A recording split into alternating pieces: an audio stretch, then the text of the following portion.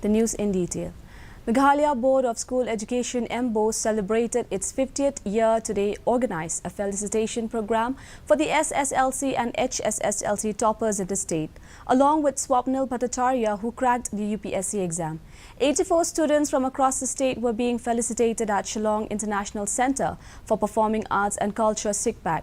Addressing the gathering, Chief Minister Conrad Sangma announced that Meghalaya Education Commission is ready and will be notified shortly.